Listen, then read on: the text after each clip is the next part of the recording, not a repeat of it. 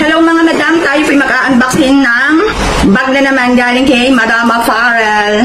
Yan. Ngayon naman ay mga micro, maliliit na bag ang ating i-unboxing. Tingnan natin kung magaganda. Nabuksan na dahil may kasamang iba. Dahil nakisama lang.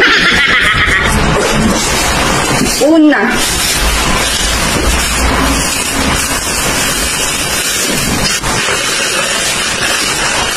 Enrico Cavill.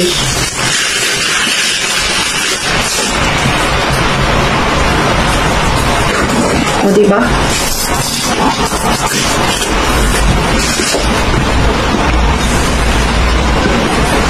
Ayan na, may tatak pa dyan. OMG, ang ganda. Ang ganda niya, mga madam. Ganyan na siya, yan. Pwede may ganyan. Yan. Tapos, may sisling dito, yan. Tingnan natin kung nasa loob. Oh, diba? Ay, ang ganda! Meron pa nito. Mamimili ka dahil ito nga pala ay, ganito siya. Yan, dito natin ilalagay. Yan. Tapos may sisling din. Ang ganda, ang cute.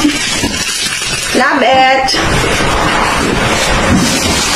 Tapos, may isa pa. Bakit ulit? Enrico ulit. Enrico Cavill. Kulay beige naman. Yung isa ay old rose. Ito. Old rose siya. Ito yung bakit na pang summer. Ang ganda, cute. Beige. Alam na alam ni Madama Farrell ang aking, hindi naman sa favorite na color, yung napipili kong kulay. Ang ganda, oh. Gagamitin ko ito ngayon. Alam ko ay gagala.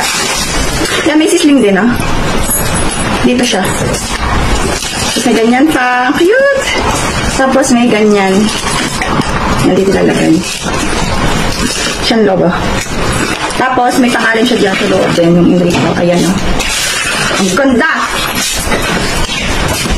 Ang ganda, mga madam. And then, may isa pa. Napuno na ng bag. Yan, ito.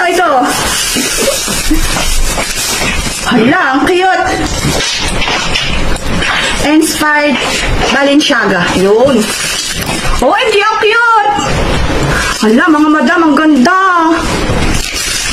Hala, ang cute. Tingnan niyo ang pagkatela, oh. Ang pagkatela, ang pagkagawa ng, hindi naman siya leather, pero maganda ang pagkagawa ng bag. Hindi ko alam kung tela o ano, basta din na. Tapos dalawa siyang zipper, yan, oh. Yan. And then, may sisling din, oh, diba? And then, dito.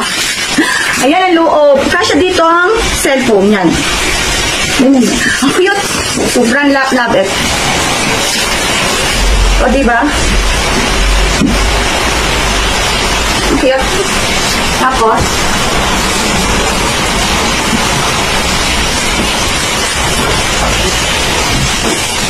and then, ito din.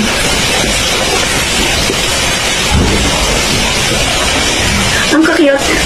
Yun lang. Bye-bye.